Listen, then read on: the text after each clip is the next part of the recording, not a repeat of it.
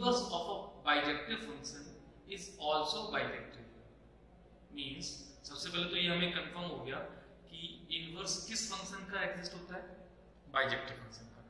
तो जो bijective function है उसका इनवर्स हम लोग फाइंड कर सकते हैं। फिर जो इनवर्स निकल के आ रहा है that will also be bijective. Got it? इसी बात को हम लोग यहाँ पे प्रूव करेंगे। It is theorem number 2। चलिए, तो बाइजेक्टिव प्रूव करने के लिए जो फंडामेंटल्स थे उनको हम रिकॉल करेंगे, दिमाग में रखेंगे उनको, और उन्हीं की हेल्प से हम लोग इसमें इनवर्स फंक्शन को बाइजेक्टिव प्रूव करेंगे given that f is bijective. तो सपोज f जो फंक्शन है वो मैंने ले लिया a2b, ये लेट कर देते हैं function f a2b, it is a bijective function. Okay, corresponding ये फंक्शन मैंने g लिया b2 where g is f inverse. ये वाली बात हमें पता है। अब मुझे करना है क्या? मुझे इस g को 1 on 2 बाइजेक्टिव प्रूव करना है। चलिए, तो बाइजेक्टिव प्रूव करने के लिए स्टेप्स तो हमको फॉलो करते हैं। सबसे पहले फॉर 1 के लिए हम लोग जो स्टेप फॉलो करते थे उन स्टेप्स की बात करते हैं। मुझे g फंक्शन को 1 प्रूव करना है, यानी मेरा फोकस यहाँ होना चाहिए इस सेट। तो सेट b में सपोज मैंने 2 एलिमेंट्स लिए y1 y2, इसमें लिए set b। Okay, as we know हम लोग फाइंड करेंगे g y1 एंड फाइंड करेंगे g ऑफ y2, फिर उनको इक्वल रखेंगे और जो बंधन का मेन कॉन्सेप्ट था उसको अप्लाई करेंगे यहाँ पर। ठीक है, अच्छा मैं कहूँ कि g y1, basically g y1 है क्या? एक्चुअली फंक्शन इसका पार्ट है। Means suppose g y1 is x1 and g y2 is x2 suppose. तो मैं क्या कह सकता हूं? इससे implies f x1 क्या होगा?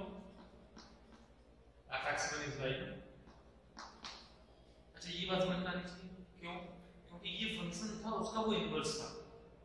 तो यहाँ की डोमेन में क्या होगा? x1 और x1 के करस्पॉन्डिंग यहाँ पर जो कोडोमेन है उसमें क्या मिलेगा मुझे? y1।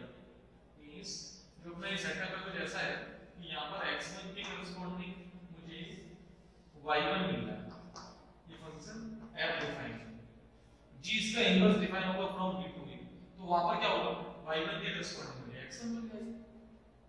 ठीक है, सेम प्रोसेस से मैं यहाँ f x2 इक्वल्स टू मुझे क्या मिल जाएगा? y2 मिल जाएगा। ठीक है, अब मुझे प्रूव करना था कि ये 1 है, फिर मैं आपको की बात करूंगा। तो 1 के लिए मैं क्या करूंगा? g y1 equals to g y2, इस स्टेटमेंट को सॉल्व करने की कोशिश करूंगा, इक्वल्स टू g y2। जैसा हो ये जो बेसिक स्टेप था 1 प्रूव करने के लिए, याद है सब लोगों को? हम लोग उसमें क्या करते थे? fx1 इक्वल्स टू fx2 लेते थे और उसके बाद आफ्टर द सॉल्विंग हमारे पास x1 इक्वल्स टू x2 आ जाता था। ठीक है, अब यहां देखते हैं क्या होगा। g y1 कौन है? x1, तो मैंने यहां x1 लिख दिया और इक्वल टू का साइन है तो यहां x2 लिख दिया। लेकिन मुझे तो रिजल्ट चाहिए y1 equals to y2। Got it? अच्छा, x1 और x2 पर यदि मैं बात करूं आपसे taking function on both side, तो मैं क्या कहूंगा अभी? fx1 इक्वल्स टू fx2, या फिर मैं आपसे ये कह दूं कि भी जो f है, बिकॉज f इज बाइजेक्टिव, तो f यदि बाइजेक्टिव फंक्शन है तो फॉर द फंक्शन f के लिए जो रिजल्ट है वो क्या है? if fx1 equals to fx2, then we can say x1 equals to x2 and vice versa। मैंने इसकी रिवर्स डायरेक्शन वाला सेटअप यूज कर लिया। Means x1 equals to x2 implies that x1 equals to fx2। Then what is the fx1? The value of fx1 is y1। तो result finally क्या आ गई? y1 equals to y2। और जब हम result यहाँ आ गई तो आप ध्यान से देखें, हम लोगों ने प्रूव कर दिया है that this g means the inverse function is 1 function, क्योंकि g y1 equals to g y2 लेके चले और इनके रिजल्ट में हमने क्या प्रूव कर दिया, y1 इक्वल्स टू y2। तो जो इनवर्स फंक्शन था g, उसको हमने क्या प्रूव कर दिया, that the function g is the 1 और बाइजेक्टिव के लिए हमें क्या प्रूव करना होता है, 1 1 एंड 1 2। अब हम किसकी बात करेंगे, ऑन टू फंक्शन की बात करेंगे इसके। अब हम लोग बात करते हैं फॉर ऑन टू। अच्छा, इसका ऑन टू फंक्शन प्रूव करने के लिए हमें क्या करना है, ऑन टू की बेसिक कांसेप्ट को हमें देखना कि कोई फंक्शन ऑन टू कब होता है। लेकिन g को हमें प्रूव करना है ऑन टू। ऑन टू के लिए और you can say surjectivity check करनी है, सर्जेक्टिव फंक्शन है या नहीं, उसके लिए हमें क्या करना है, बेसिकली इसका जो फंडामेंटल है वो फिक्स है। Each and every questions the fundamental of surjective function is same, और उसको समझ लिया ना तो उसको लिखना बहुत इजी हो जाता है। और बच्चों को यही समस्या रहती है कि सर 1 1 तो प्रूव हो जाता है लेकिन ऑन टू प्रूव होते ही नहीं। तो ऑन टू प्रूव ना होने के पीछे बेसिक कॉन्सेप्ट क्या है कि हम ऑन टू की बेसिक डेफिनेशन को नहीं समझते। अब ऑन टू की बेसिक डेफिनेशन क्या है, ऑन टू की बेसिक डेफिनेशन कहती है कि कोडोमेन इक्वल्स टू रेंज होनी चाहिए। अब कोडोमेन इक्वल्स टू रेंज को लिखना, it is the proof of surjectivity, इतना सा काम। अब उसको हम समझेंगे, इस थ्योरम की बेसिस पर हम ये डिसाइड करेंगे किसी भी क्वेश्चन न्यूमेरिकल हो या फिर हमें कुछ प्रूव करना हो, हमें ऑन टू फंक्शन का यही बेसिक यूज करना है। व्हाट इट मींस, हमें इस g को प्रूव करना है कि ये g फंक्शन कैसा है, ऑन टू है। मींस g की जो कोडोमेन है वो क्या है, ये कोडोमेन, और इस कोडोमेन को हमें किसके इक्वल करना है, इसकी रेंज के इक्वल करना है, जैसे उसका बेसिक फंडामेंटल है। अब उसके लिए वो क्या रहा है देखना है,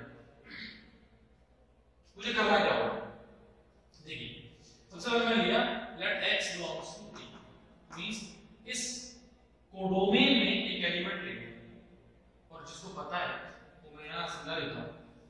ऑन टू प्रूव करने के लिए किसी फंक्शन की जो बेसिक नीड है वो क्या है, जैसे फंक्शन सपोज g है, मुझे इसको सिर्फ इतना सा प्रूव करना है कि यहां पर जितने भी एलिमेंट हैं, for each and every element of codomain there is pre image in domain. Basic fundamental ये मींस यहां पर कोई एलिमेंट लिया, उसके करस्पॉन्डिंग एक एलिमेंट यहां पे लिया। अब इसी बात को यहां पे हम लोग मेंशन करते हैं, जैसे सपोज मैंने लिया for x belongs to a।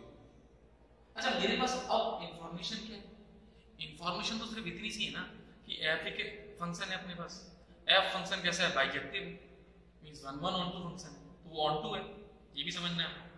अच्छा, दूसरा है g उसका इनवर्स है, बस g इनवर्स पता है हमें, है ना, हमें वो ये नहीं पता है कि वो 1 1 ऑन टू है, 1 1 हमने प्रूव कर लिया। अब हम लोग ऑन टू की बात कर रहे हैं। हाँ, ये कंफर्म है कि g कैसा है, इनवर्स है फंक्शन। मींस इनवर्स की कैटेगरी क्या है, हमने देखा ना कि सपोज मैंने यहां दिया x के करस्पॉन्डिंग मुझे y मिला, तो y के करस्पॉन्डिंग क्या मिलेगा, x मिलेगा। मींस मैं ये कहूंगा कि fx जो है वो कितना है, वो y है, तो मैं gy को क्या बोलूंगा, x बोलूंगा। ये बेसिक नेचर किसके लिए, it is the inverse. Question में ये तो अपने आप अंडरस्टूड है, because g is the inverse of f, it is given. अब मैंने for x belongs to a के लिए क्या मैं कहूंगा, y belongs to b such that f(x) equals to y। ये कॉमन सेंस है क्योंकि f फंक्शन गिवन, तो f(x) equals to y हो जाएगा, because f is the given bijective function। अब इसी लाइन को मैं आगे लिख रहा हूं, वो देखना, y belongs to b such that because मुझे पता है कि जो फंक्शन f(x, y) है उसके करस्पॉन्डिंग gy क्या हो जाएगा, x हो जाएगा। तो मैंने यहां लिख दिया such that gy equals to x। और देखो, सर्जेक्टिव प्रूफ करने के लिए मेन फंडा क्या था, for all g of this, all g of means इस सेट में, यहां पर जो हमने करस्पॉन्डिंग एलिमेंट लिए थे उनके लिए हम इमेज मिल जाएगी, और मैं इसको रिवर्स करूं कि यहां की y के लिए मुझे x मिल जाएगा। Means x belongs to a के लिए कंडीशन क्या आ गई, यहां से gy equals to x। कैसा means for each and every element of codomain, codomain के ईच एंड एवरी एलिमेंट के लिए there is pre image in domain. तो for all x belongs to a, उनकी करस्पॉन्डिंग हमें क्या मिल गया, gy मिल गया। मींस ऐसा y मिल गया जो y किसमें, सेट b में है। और इसी बात को मैं लिखेंगे कि जो सर्जेक्टिविटी की बेसिक प्रॉपर्टी वो क्या है, for the function g for x belongs to a implies y belongs to b such that gy equals to x। ये तो लिखना है, ये जो लाइन लिखना है, basically this is the main definition of surjectivity of any function। यहाँ पर फंक्शन g है, बस इतना सा समझना है। और फंक्शन g के लिए मैंने क्या प्रूव कर दिया है, each and every element of the codomain related to element of their domain। तो बेसिकली हमने इस थ्योरम को कंप्लीटली प्रूव कर लिया। और थ्योरम 2 क्या कह रही है, if function is invertible, means किसी फंक्शन का इनवर्स एग्जिस्ट कर रहा है, then that inverse function will also be bijective. तो पहला फंक्शन बाइजेक्टिव है, उसका इनवर्स एग्जिस्ट किया, राइट, और उसका जो इनवर्स है वो भी कैसा है, bijective. I think it is clear, okay.